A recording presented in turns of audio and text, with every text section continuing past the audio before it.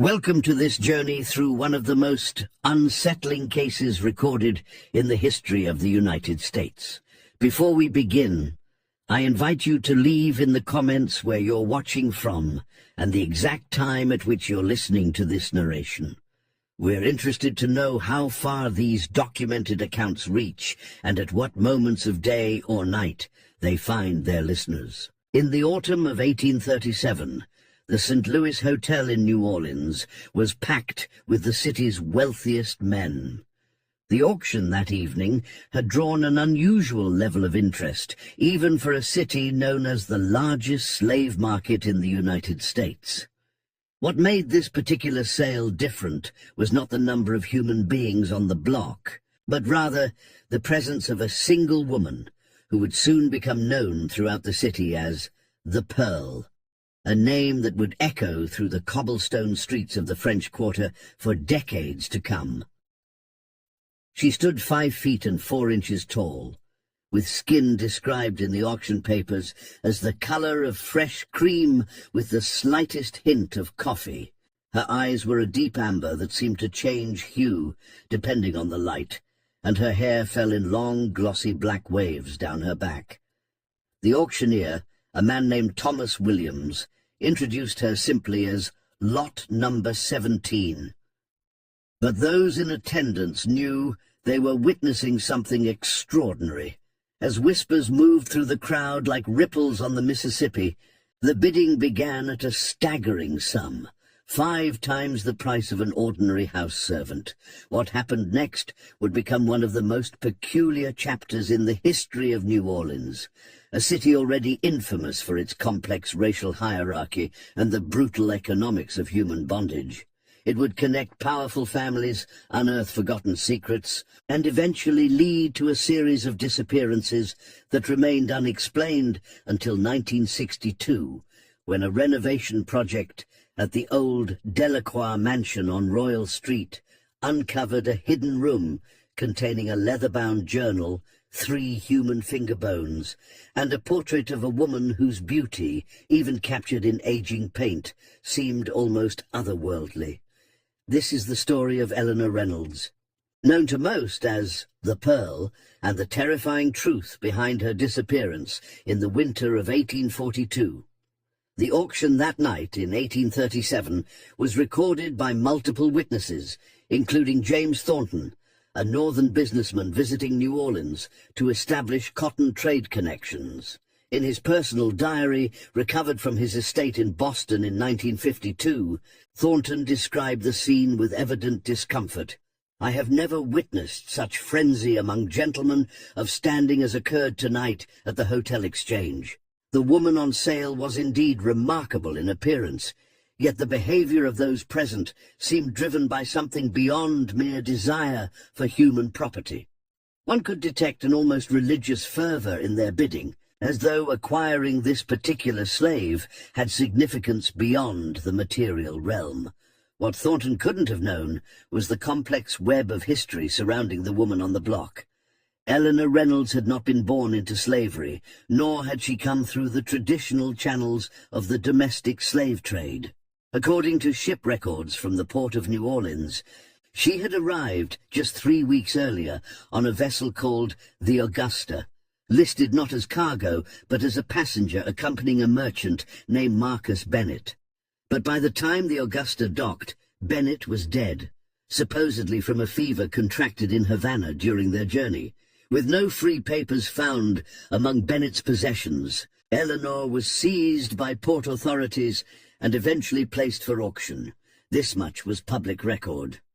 What wasn't known until the discovery of the Delacroix journal was why a woman of such obvious refinement and education had found herself in such circumstances, and why certain families in New Orleans had taken such extraordinary interest in ensuring she would never leave the city. Before we delve deeper into the events of that winter, we must understand the New Orleans that existed in 1837. The city was then a complex mosaic of cultures, economies, and racial classifications more elaborate than anywhere else in America. Following the Louisiana Purchase in 1803, The city had transformed from a French and Spanish colonial outpost to a booming American port where fortunes were made in cotton, sugar, and human beings. New Orleans had developed a three-tiered racial system, unlike the strict black-white division found elsewhere in the South. Between these categories existed the gens de couleur libres, free people of color, many of whom were wealthy property owners who sometimes owned slaves themselves. It was a city of contradictions.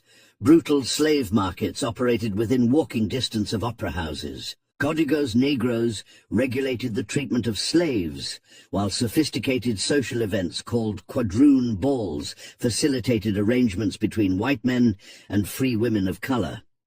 Above all, it was a city where appearance and bloodlines carried immense social and legal importance. The difference between freedom and bondage could hinge on a single ancestor, a fact that would prove central to Eleanor Reynolds's story.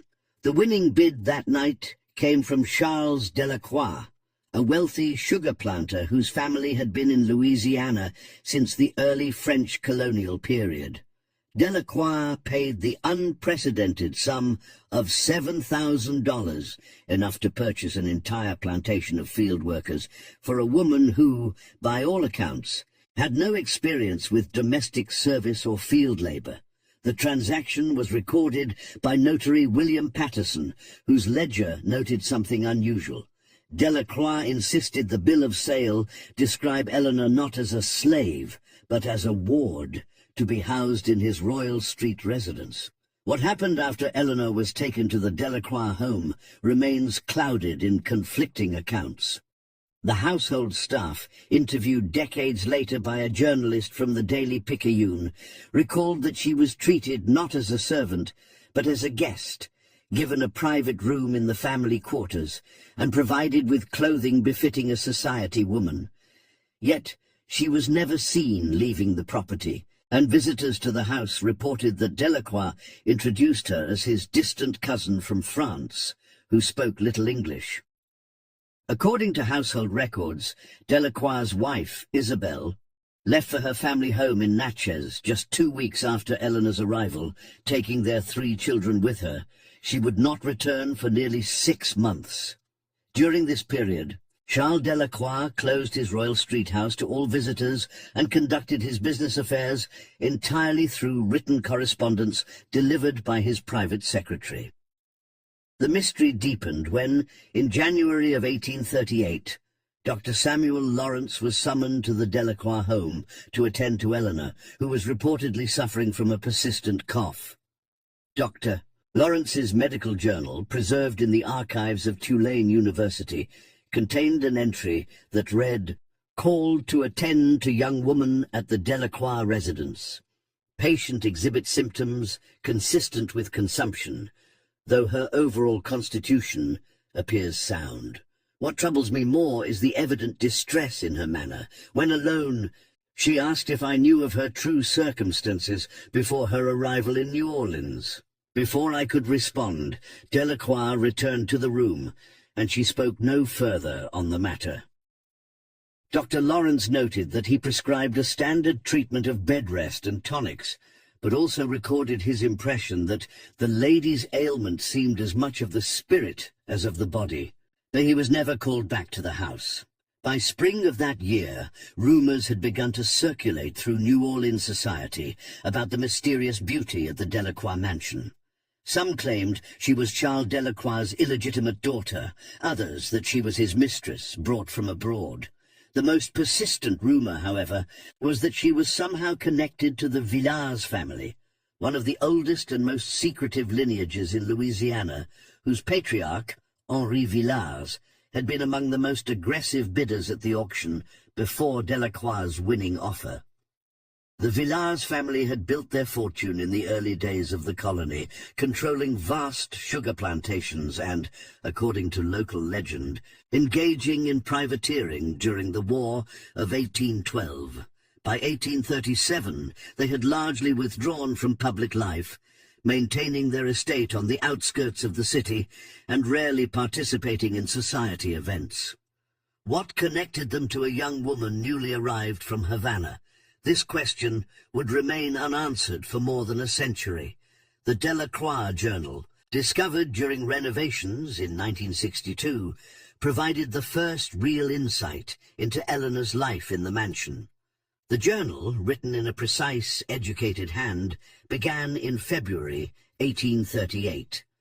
The early entries were mundane, recording weather conditions and brief notes about books read or meals taken. But as winter gave way to spring, the entries became more revealing. March 11, 1838. C has agreed to allow me access to the family library, though I'm still forbidden from venturing beyond the inner courtyard. When I asked why I must remain hidden away, he said only that it was for my protection. From what, he will not say. I begin to fear that the story he told me about my papers being processed is merely a fiction to keep me compliant. And later, April 23, 1838. Today, C brought a visitor, an elderly man named Villars, who stared at me with such intensity that I felt as though he was searching for something in my features. They spoke in French, believing I could not understand, about the resemblance and the bloodline. When I later asked C about this conversation, he became agitated and reminded me of my precarious position. Without free papers, I remained legally his property, regardless of my true history. The journal entries became increasingly distressed, as Eleanor apparently began to realize that Delacroix had no intention of securing her freedom, as he had initially promised. By summer, she was planning an escape. July 17, 1838.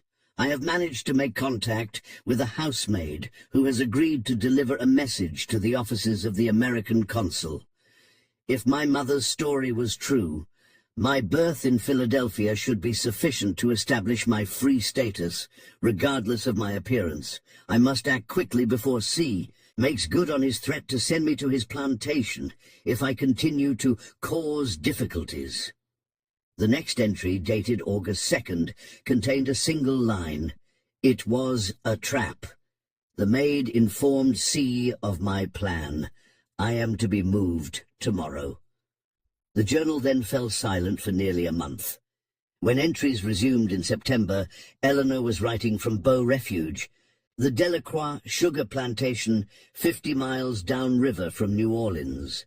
Her situation had clearly deteriorated. September 5, 1838. I am kept in the former overseer's house, separate from both the main residence and the slave quarters. A woman named Martha has been assigned to attend to my needs, though I suspect her primary role is to report my activities to the plantation manager. I have seen C only once since my arrival, when he came to inform me that any further attempts to contact outside authorities would result in my being reclassified as a field worker. The meaning was clear enough. And it was at Beau Refuge that Eleanor's story intersected with another mysterious figure in the narrative, Joseph Miller, a northern abolitionist who had infiltrated Louisiana society, posing as a doctor interested in treating slave ailments. Miller's coded correspondence with anti-slavery activists in Boston, decoded and published in 1949, made reference to a woman of unusual circumstance held at the Delacroix plantation, who claims to have been born free in Philadelphia to a mother who was herself a freeman. Miller apparently managed to speak with Eleanor briefly during a visit to Beau Refuge in October 1838. He wrote, "The subject has reason to believe her imprisonment is connected not to ordinary human trafficking, but to some matter of inheritance and identity that threatens powerful interests in this region. She begs assistance in contacting authorities in Philadelphia who might have record of her birth and parentage." Miller promised to investigate her claims, but his work in Louisiana came to an abrupt end in November 1838, when his true purpose was discovered. He narrowly escaped the state with his life. There is no record that he ever managed to pursue Eleanor's case further. Eleanor's journal entries from Beau Refuge grew increasingly infrequent through the winter of 1838 into 1839. She recorded her observations of plantation life, her failed attempts to convince household servants to aid her, and her growing suspicion that her confinement had some purpose beyond mere ownership. December 12, 1838. I overheard the plantation manager speaking with a visitor about the village inheritance and the problem of verification, and when they realized I was within earshot, they fell silent and separated. Later I asked Martha if she knew anything about the village family. She grew pale and refused to speak on the subject, saying only that they were not people to be trifled with. What connection could I possibly have to them? The mystery deepened in February 1839, when, according to the journal, Eleanor received an unexpected visitor. Henri Villard himself, now quite elderly, came to Beau Refuge without Delacroix's knowledge or permission. February 26, 1839. The old man came alone, dismissing Martha from the house. He asked about my mother, specifically whether she had possessed a gold locket with an engraving of a ship. When I confirmed that she had worn such a piece until her death, he nodded as though something had been confirmed. He then asked if I knew the circumstances of my father's death. I told him what Mother had always said, that he was a French merchant who died at sea before my birth. At this, the old man made a sound that might have been a laugh or a sob. "Your mother was a prudent woman," he said, "but perhaps too prudent for your own good." He left without explaining further, promising to return, though I am not certain whether to hope for or dread such a visit. Henri Villard never did return to Beau Refuge. 3 days after his visit to Eleanor, he was found dead in his study, apparently from natural causes related to his advanced age. His death, however, set in motion a complex legal battle over the substantial Villars estate, as Henri had died without a male heir. His nearest relative was a nephew named Louis Villars, who immediately filed to claim the inheritance. It was during this inheritance dispute that the connection between Eleanor and the Villars family began to emerge, at least in the pages of her increasingly fragmented journal. In April 1839 she wrote, April 9, 1839. C arrived in a state of great agitation, demanding to know exactly what the old man had said to me. When I related our brief conversation, he became even more disturbed. "Did he mention any documents?" he asked repeatedly. "Any papers he might have given your mother?" I told him truthfully that the old man had mentioned nothing of the sort. C then searched my room thoroughly before leaving, taking with him my mother's Bible, the only possession I had managed to keep with me from Philadelphia. Within its pages were my mother's few letters and papers, including my certificate of birth. I fear I have now lost the only proof of who I truly am. The journal's final entries suggest that Eleanor had begun to piece together the truth of her situation.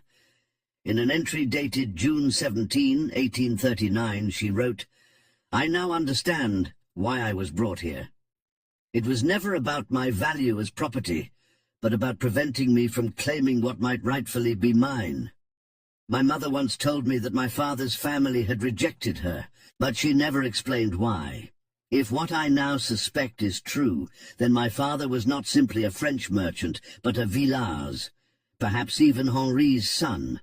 And if documentation of such a connection exists, it would explain C.'s desperate efforts to keep me hidden away and classified as a slave, rather than a potential claimant to one of the largest fortunes in Louisiana." This theory aligned with rumors that had long circulated in New Orleans about Henri Villars' estranged son, Jean-Baptiste, who had allegedly formed a relationship with a free woman of color in Philadelphia in the early 1800s. According to these rumors, Jean-Baptiste had been disowned by his father, but may have secretly married the woman before his death at sea in 1817, the year of Eleanor's birth. If Eleanor was indeed Jean-Baptiste's legitimate daughter, and if proof of the marriage existed, she would have had a claim to the villa's inheritance under French inheritance laws that still influence Louisiana's unique legal code. Such a claim would have been unprecedented and scandalous, as it would have meant recognizing a woman with African ancestry, however minimal, as the rightful heir to one of Louisiana's most prestigious white family fortunes. The final dated entry in Eleanor's journal was from September 3rd, 1839. She wrote, "I have found a way. The riverboat stops here tomorrow to take on sugar. Martha has agreed to help me in exchange for the pearl earrings Mother left me. If all goes well, I will be in New Orleans by nightfall, and from there I can seek passage north. I must find those papers before it is too late." The journal ends there, leaving historians to piece together what happened next through other sources. According to Bow Refuge plantation records, a female slave matching Eleanor's description was indeed reported missing on September 4th, 1839. A substantial reward was offered for her return, but the primary search focused on riverboats heading north toward free territories. Instead, evidence suggests that Eleanor made her way back to New Orleans, perhaps intending to search the Delacroix townhouse for her mother's papers before leaving the South. A receipt from a French quarter apothecary, dated September 7th, 1839, shows the purchase of women's toiletries charged to the account of Marie Laveau, the famous voodoo priestess who was known to sometimes shelter fugitives within her extensive network.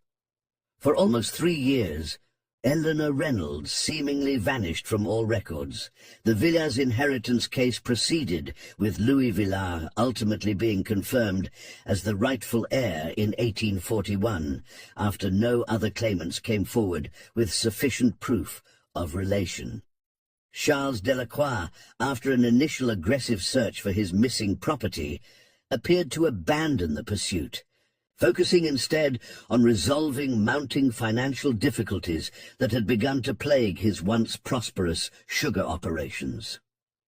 Then, in January 1842, Eleanor Reynolds reappeared in New Orleans society in a manner that shocked even that scandal-accustomed city. She attended the annual Mardi Gras ball at the St. Louis Hotel, the very building where she had been sold 5 years earlier, not as a slave or servant, but as the elegantly attired companion of Louis Villars, the new head of the Villars family. Multiple witnesses described the sensation caused by her entrance. The society columnist for the Daily Picayune wrote, "The mysterious beauty on the arm of Mr. V caused all conversation to cease momentarily as they entered the ballroom. She was adorned in a gown of midnight blue silk that emphasized her extraordinary complexion and bearing." Those who had attended certain transactions at the same venue some years prior exchanged significant glances, though none dared make explicit reference to the lady's previous appearance there. What arrangement existed between Eleanor and Louis Villars remains uncertain.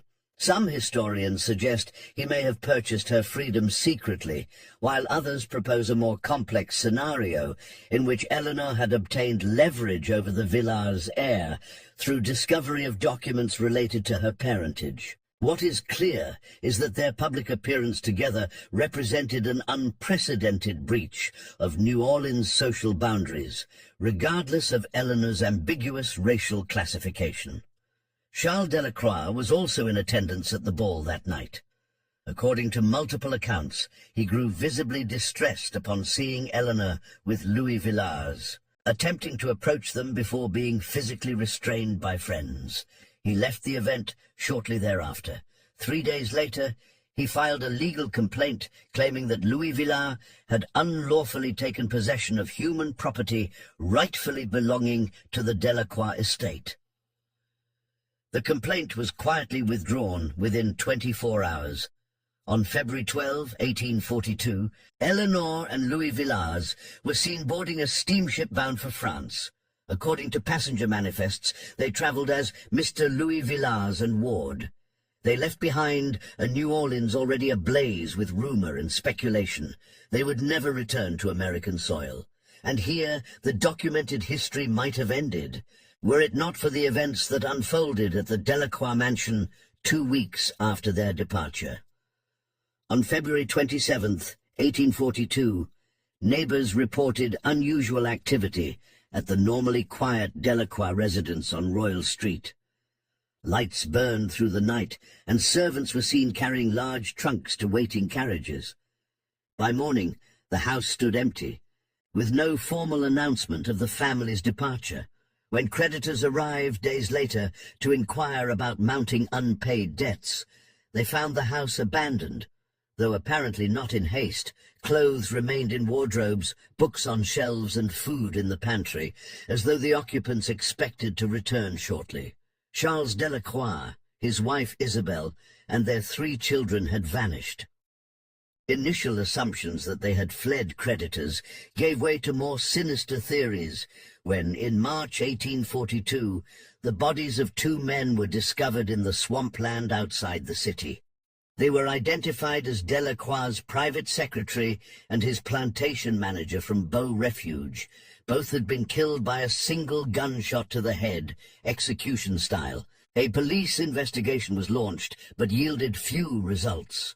The detective in charge, James Morrison, noted in his report that individuals connected to this case seem remarkably reluctant to provide information, suggesting that forces beyond ordinary criminal matters may be involved. The investigation was officially suspended in June 1842. For more than a century, the disappearance of the Delacroix family remained one of New Orleans' most enduring mysteries, occasionally revived in newspaper articles or local histories, but never resolved. Then, in 1962, the renovation of the long-vacant Delacroix mansion uncovered the hidden room containing Eleanor's journal, the finger bones, and the portrait. The journal provided crucial insights into Eleanor's captivity, but ended before her reappearance in 1842. The finger bones, when examined by forensic anthropologists in 1964, were determined to belong to a male who had died approximately 120 years earlier, roughly the time of the Delacroix disappearance. DNA testing, when it became available decades later, was inconclusive due to the condition of the remains. It was the portrait that perhaps offered the most tantalizing clue. The painting, executed in the style of prominent New Orleans portrait artists of the period, showed Eleanor Reynolds in an elegant blue gown, possibly the same one described at the Mardi Gras ball. But X-ray examination of the canvas in 1975 revealed another image underneath, a family portrait showing a man, woman, and young girl. Art historians identified the hidden subjects as Jean-Baptiste Villars, his wife, and their infant daughter, based on comparison with other Villars family portraits from the period. The existence of this painting strongly supported the theory that Eleanor was indeed the legitimate daughter of Jean-Baptiste Villars, and thus potentially entitled to the Villars fortune. But why was this crucial evidence hidden in the Delacroix house rather than in Eleanor's possession when she fled with Louis Villars? A partial answer emerged in 1982, when a collection of letters was discovered during the cataloguing of the Villars family papers donated to the historic New Orleans collection. The letters, exchanged between Louis Villars and an unnamed correspondent in Paris between 1841 and 1842, suggested a far more complex scenario than had previously been imagined. In one letter, dated December 1841, Louis wrote, "The arrangement is proceeding as planned. I have made contact with the subject and explained our mutual interest in resolving this matter quietly. She is understandably suspicious, but sees the logic in cooperation rather than continued conflict. D remains the primary obstacle, as his financial entanglements with my late uncle make him particularly resistant to any settlement that might expose their previous dealings." A subsequent letter from January 1842 stated, "The documents have been verified by my attorney. There can be no doubt as to their authenticity or their legal implications. Had these papers come to light during the inheritance proceedings, the outcome would have been quite different. However, our present arrangement satisfies all parties. She gains her freedom and a suitable settlement, while the family avoids both scandal and financial restructuring. D alone remains unpacified, but I believe his economic circumstances will eventually compel his cooperation. These cryptic communications suggested that Louis Villars had discovered proof of Eleanor's legitimate claim to the Villars inheritance, but had offered her a private settlement, likely including her freedom and financial compensation, in exchange for her silence and cooperation in keeping the matter from becoming public. This arrangement would have protected the Villars family reputation while satisfying Eleanor's most immediate desire for liberty. But Charles Delacroix, having paid an enormous sum for Eleanor, and perhaps being privy to financial irregularities in Henri Villars' dealings, was not included in this arrangement. The letters imply that he posed an ongoing threat to the resolution, perhaps through his knowledge of the situation or through legal claims he might make regarding Eleanor's status. The final letter in the collection, dated February 1842, shortly before the Delacroix family's disappearance, contained only a brief message. The problem has resolved itself in a most unexpected manner. I believe no further action will be required on your part. We sail as planned on the 12th. What exactly transpired in those early February days of 1842? No definitive evidence has ever emerged, but historians and criminal investigators who have studied the case have constructed a plausible sequence of events. Upon seeing Eleanor at the Mardi Gras ball, Charles Delacroix realized that his valuable property had not only escaped, but had formed an alliance with Louis Villars. Desperate both financially and to maintain his social standing, Delacroix may have attempted blackmail, threatening to expose whatever arrangement had been made regarding the Villars' inheritance. Louis and Eleanor, preparing to depart for France, would have had strong motivation to ensure Delacroix's silence. The timing of their departure on February 12th and the Delacroix family's disappearance just 15 days later suggests a connection.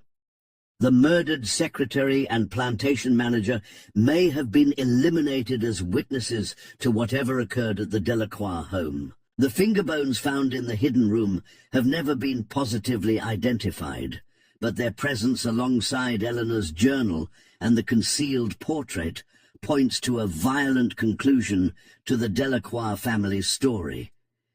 In 1968, French police records were discovered that shed the final piece of light on the mystery. A report dated May 1842 documented the arrival in Paris of L. Villars and companion E. Reynolds, and noted that they had taken up residence in a fashionable district using funds from a substantial bank draft issued by the Villars family's New Orleans representatives. They apparently lived quietly in France for several years before relocating to England in 1847. English census records from 1851 list a Louis and Eleanor Villars residing in London, with Eleanor described as wife rather than ward. They had 2 children by this time. The family remained in England until at least 1861, after which they disappear from public records. As for the Delacroix family, no trace of them was ever found. Their abandoned Royal Street house remained unoccupied for decades, acquiring a reputation as one of the most haunted properties in a city known for its ghostly residents. Local legend held that on certain nights, particularly during carnival season, the sounds of a struggle could be heard from within the empty house, followed by a woman's triumphant laughter. The case of Eleanor Reynolds represents a rare documented instance where the brutal economics of the slave system collided with the complex racial and inheritance laws of Louisiana, resulting in a chain of events that culminated in multiple disappearances and likely murders. It serves as a stark reminder of the human cost of a society built on racial categorization and human bondage. where a person's freedom, identity, and very life could depend on ancestry and appearance. The portrait of the Pearl now hangs in the historic New Orleans collection, a silent testament to a woman who refused to accept the fate that powerful men had designed for her. Her journal, with its eloquent account of captivity and resistance, has become an important primary source for historians studying the experiences of those trapped in the peculiar institution of American slavery. The final entry in the museum catalogue describing Eleanor's portrait contains a fitting epitaph. This painting depicts a woman who, through extraordinary circumstances, navigated one of the most rigid social systems in American history to reclaim her freedom and identity.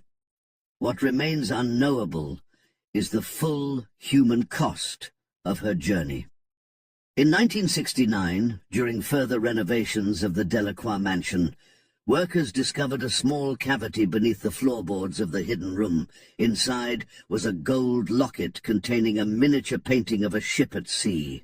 Engraved on the back were the initials J.V. and M.R., Jean Villain's and presumably Eleanor's mother, along with the date February 20, 1816, 9 months before Eleanor's birth. The locket, like Eleanor herself, had traversed the boundaries between worlds, between slavery and freedom, between black and white, between the known and the unknown. It now resides alongside her portrait in the museum collection, two artifacts from a story that continues to haunt the collective memory of a city built on secrets. The hidden room in the Delacroix house has since been preserved as part of the building's historical restoration. Tour guides tell visitors about the mysterious woman who was once sold at auction in the St. Louis Hotel, her connection to one of the city's most prominent families, and her eventual escape to Europe. What they cannot tell with certainty is what happened to those who sought to keep her enslaved. Like many of the darkest chapters in American history, some truths remain buried beneath layers of time, silence, and complicity. Perhaps that is fitting. In a city built on unstable ground, where the dead rest in above-ground tombs because the water table is too high for conventional burials, some secrets inevitably rise to the surface. Others remain submerged, known only through fragments and whispers, like the sound of distant laughter carried on the warm night air of the French Quarter. In 1958, nearly a decade before the discovery of Eleanor's journal, a curious incident occurred that some historians believe may be connected to her story. An elderly woman named Margaret Wilson arrived in New Orleans, claiming to be the great-granddaughter of Eleanor Reynolds. She carried with her a stack of letters reportedly written by Eleanor from London between 1852 and 1868, addressed to a former house servant from the Villars estate who had remained loyal to her.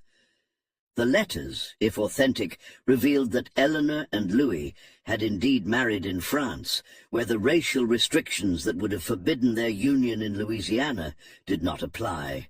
They had lived comfortably on the settlement Louis had arranged from the Villars estate, raising 3 children who were brought up with no knowledge of their mother's ordeal in America. Eleanor had apparently found a measure of peace in her new life, though she wrote of recurring nightmares about her time at Beau Refuge and of a terrible necessity that had preceded her departure from New Orleans. Most significantly, one letter dated October 1867 made cryptic reference to the Delacroix family's fate. "I am still haunted by what L felt compelled to arrange that February night. Though I know it was deemed necessary for our security, I cannot reconcile myself to the thought of the children. L assures me they were sent away beforehand, but I have no way to verify this, and it troubles my conscience greatly. If they did indeed survive, they would be grown now, perhaps with children of their own who know nothing of their connection to me, or the events that scattered their family to the winds." Margaret Wilson submitted these letters to the Louisiana Historical Society for authentication, but died suddenly of a heart attack before the process could be completed. The letters disappeared from the Society's temporary holdings shortly thereafter, with the official report suggesting they had been mistakenly discarded during an office renovation. No family members came forward to claim Wilson's effects, and the trail went cold once again. Then, in 1976, a researcher named Thomas Lawrence, working on a comprehensive history of New Orleans slave markets, uncovered shipping records from March 1842 that documented 3 children traveling unaccompanied from New Orleans to Havana. The children's ages matched those of the Delacroix offspring, though they traveled under the surname Reynolds. Their guardian was listed as Martha Bernard, a name that appeared in Eleanor's journal as the servant assigned to watch over her at Beau Refuge Plantation. This discovery lent credence to Eleanor's suggestion in the purported Wilson letters that the Delacroix children had been spared whatever fate befell their parents. It also implied a level of planning and coordination that went beyond a simple act of revenge or elimination of threats. If Eleanor and Louis had arranged for the children's safe passage to Cuba before dealing with Charles and Isabel Delacroix, it suggested a complexity of moral reasoning that defied simple categorization. Cuban records showed no further trace of the children or their guardian after their arrival in Havana. Had they been absorbed into the local community, perhaps taken in by one of the many French-speaking émigré families that had settled there after fleeing the Haitian Revolution? Or had they been sent further afield, perhaps to Europe or South America, to ensure they could never return to claim their heritage or seek retribution? In the summer of 1981, during an unusually severe drought that caused the Mississippi River to reach record low levels, a local fisherman made a grim discovery in a normally submerged area near the former site of Beau Refuge Plantation. The receding waters had exposed the remnants of an old flatboat containing human remains, a man, woman, and 2 adult males. Forensic examination determined that all 4 had died from gunshot wounds to the head, and that the bodies had been weighted down with iron chains before the boat was scuttled in deep water. The remains were too deteriorated for positive identification, but personal effects found with the bodies included a pocket watch engraved with the initials CD, and a woman's locket containing a miniature portrait of 3 children who bore a striking resemblance to descriptions of the young Delacroix heirs. The estimated time of death, based on the limited forensic techniques available, was consistent with the Delacroix family's disappearance in 1842. This discovery provided the most compelling evidence yet for what many had long suspected. Charles and Isabel Delacroix, along with 2 male associates, likely the secretary and plantation manager whose bodies had been found in the swamp shortly after the family's disappearance, had been executed and disposed of in the Mississippi River. The careful concealment suggested not a crime of passion, but a calculated elimination of witnesses and potential threats. What remained unclear was the extent of Eleanor's involvement in this final, brutal resolution.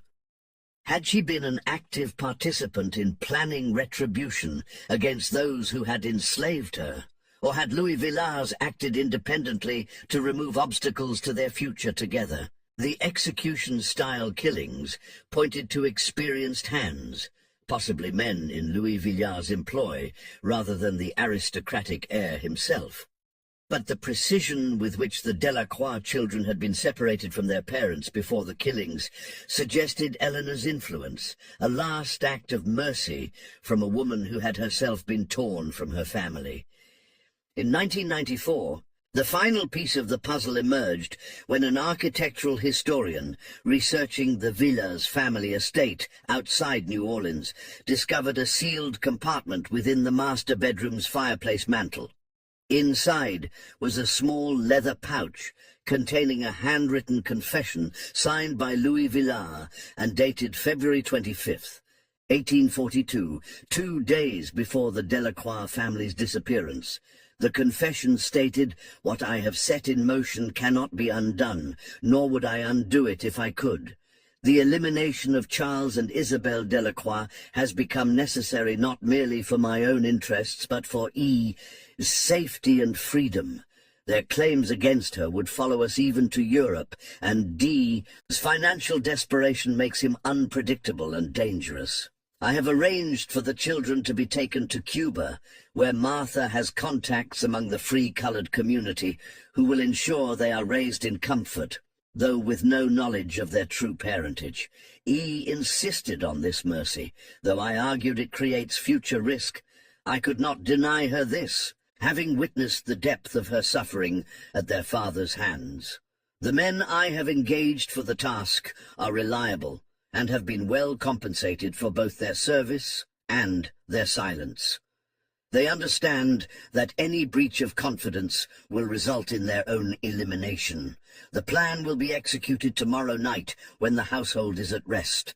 The bodies will never be found. I record this truth not out of remorse, but to ensure that should questions arise after our departure, there will exist at least one account of what truly occurred and why it was necessary. May God, if he exists, judge me as he sees fit. The confession was authenticated by handwriting experts as matching other examples of Louis Villar's script. Its discovery settled the question of responsibility for the Delacroix killings, while raising new questions about the moral complexity of the case. Louis had acted as judge, jury, and executioner by proxy, ordering the deaths of 4 people to secure his and Eleanor's future. Yet in the context of 1840s New Orleans, the legal system offered no justice or protection for Eleanor. She existed in a society that had commodified her, denied her humanity, and would have continued to enslave her despite her legitimate claim to freedom and even wealth. In 2002, DNA testing was performed on remains from a London cemetery, where parish records indicated an Eleanor Vilars, formerly of America, had been buried in 1872. The results were compared with genetic material recovered from the finger bones found in the hidden room of the Delacroix mansion. The tests confirmed a biological relationship, suggesting the finger bones likely belonged to Charles Delacroix, a gruesome trophy that had somehow been preserved in the secret room alongside Eleanor's journal and the concealed family portrait. Eleanor Reynolds Vilars died at the age of 55, having lived more than half her life as a free woman in Europe. According to London church records, her funeral was well attended by family and numerous friends, suggesting she had found community and perhaps even happiness in her adopted country. Louis Vilars outlived her by 6 years, dying in 1878. Their 3 children married into respectable English families, their mother's racial background and extraordinary history apparently unknown to their spouses or social circles. As for the Delacroix children, despite extensive research by historians and descendants of both the Vilars and Delacroix families, no definitive trace of them has ever been found in Cuban records or elsewhere. They vanished into history, casualties of a system that had valued human beings as property and bloodlines as determinants of worth. Their disappearance represents yet another cost of America's peculiar institution, the orphaning of children whose parents had participated in and benefited from a moral atrocity. The story of Eleanor Reynolds stands as testament to the extraordinary resilience of the human spirit in the face of institutionalized cruelty. Born to a free woman of color and the disinherited son of a wealthy plantation owner, she navigated the treacherous waters of racial classification, enslavement, and ultimately violent liberation. Her journey from auction block to London drawing rooms encompassed the full spectrum of experiences possible for a woman of mixed racial heritage in the 19th century. Today, visitors to the historic New Orleans collection can view Eleanor's portrait, the hidden family painting beneath it, and the gold locket that linked her to her true parentage. These artifacts, along with her journal, constitute one of the most complete records of the inner life of a woman caught in the machinery of American slavery. But they tell only part of the story. The rest exists in silences, in the absence of the Delacroix family from subsequent history, in the unknown fate of their children, in the gaps between journal entries, and in the moral ambiguities inherent in acts of violence committed in the name of justice, when no legal justice was available. In recent years, descendants of the Villars family have established a scholarship fund for African American students studying law, named in Eleanor Reynolds's honor. The fund's creation was accompanied by a formal acknowledgement of Eleanor's place in the family lineage, and an apology for the actions of Henri Villars in denying her father's marriage and her rightful heritage. It represents a small step toward reconciliation with a history that continues to shape American society and its institutions. The former Delacroix mansion on Royal Street, after changing hands multiple times, now operates as a small historic hotel. Guests occasionally report unusual phenomena: the sound of a woman's footsteps in the night, items moved from where they were left, and most commonly, a feeling of being watched in the vicinity of the hidden room, which has been preserved as a historical feature of the building. Whether these are manifestations of restless spirits, or simply the power of suggestion in a city steeped in stories of the supernatural, remains a matter of individual belief. What is certain is that the walls of that house absorbed the suffering of a woman who refused to accept the identity forced upon her, who fought, survived, and ultimately transcended the boundaries erected to contain her. Eleanor's journal ends with her plans for escape, but her story continued long after those final written words. She transformed herself from property to person, from captive to free woman, from victim to perhaps even avenger. In doing so, she embodied the fundamental contradiction at the heart of American slavery, the persistent, undeniable humanity of those whom the system attempted to reduce to mere commodities. In the end, the bizarre mystery of the Pearl is not merely a tale of auction blocks and hidden rooms, of forged documents and midnight escapes, of love across racial boundaries, or even of murder concealed by flowing waters. It is the story of a woman who insisted on writing her own narrative in a time and place determined to write it for her. That she succeeded, even at terrible cost, stands as both inspiration and indictment, a complex legacy that continues to resonate in a nation still grappling with the long shadow of its founding sin. As night falls over the French Quarter and gas lamps cast their flickering glow across cobblestone streets, tour guides still point out the Delacroix house to visitors eager for tales of ghosts and scandal. Few among them recognize that they walk daily over ground where human beings were once bought and sold, or that beneath the Mississippi's muddy surface may lie the bones of those who participated in that commerce. The river keeps its secrets, as does the city built precariously beside it. But occasionally, when conditions are just right, when waters recede, or walls are opened, or long-sealed documents come to light, the truth emerges, demanding acknowledgement. In those moments, we glimpse not just the specific horrors endured by Eleanor Reynolds and inflicted by Charles Delacroix, but the larger horror of a society built on such relationships. Perhaps that is why Eleanor's portrait continues to draw visitors who stand before it in lengthy contemplation. In her amber eyes, expertly rendered by an unnamed artist, one can see both suffering and determination, the vulnerability and strength. She gazes not at the viewer, but slightly past, towards something or someone beyond our field of vision. What she sees there, judgment, redemption, or simply the next chapter in her extraordinary life, remains as mysterious as the woman herself. In 2019, A team of forensic scientists and historians used advanced imaging technology to examine the hidden portrait beneath Eleanor's painting in unprecedented detail.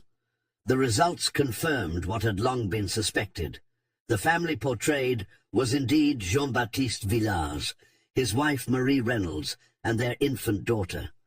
More surprisingly, spectral analysis of the paint revealed that Eleanor herself had likely been the artist who painted over the original portrait, using similar pigments and techniques to create her own image atop that of her family. The act represented both concealment and reclamation, a palimpsest of identity that mirrored her own complex journey. And so the story ends where it began, with an image of a woman whose extraordinary beauty belied an even more extraordinary spirit. The mystery of the pearl may never be fully resolved, but in its outline, sketched from journals and letters, ship manifests and court records, confessions and DNA results, we see reflected the larger American mystery of race, identity, and the human capacity to both inflict and overcome injustice. As you leave this account of Eleanor Reynolds's life, consider that the ground beneath your feet holds countless similar stories, never recorded, never discovered, never told. For every Eleanor who managed to leave behind a journal and portrait, thousands of others disappeared into history without trace, their struggles and triumphs known only to a God who, one hopes, kept better records than human institutions. Their collective silence echoes still on warm southern nights when the air hangs heavy with jasmine and the distant sound of riverboats, in a city where beauty and cruelty have always existed in uncomfortable proximity. Listen closely and you might hear them, the voices of those who, like Eleanor, refused to be merely what others declared them to be. Their whispers remind us that the past is never truly past, that justice delayed is often justice denied, and that the human spirit, once awakened to its own worth, cannot be contained by any system, no matter how entrenched or powerful. In the words written on the back of Eleanor's portrait when it was donated to the historic New Orleans collection in 1974, remember her not for her beauty, which was remarkable, nor for her suffering, which was immense, but for her determination to exist on her own terms in a world that offered her no place. In this, she achieved what few of any race or station can claim. She wrote herself into being.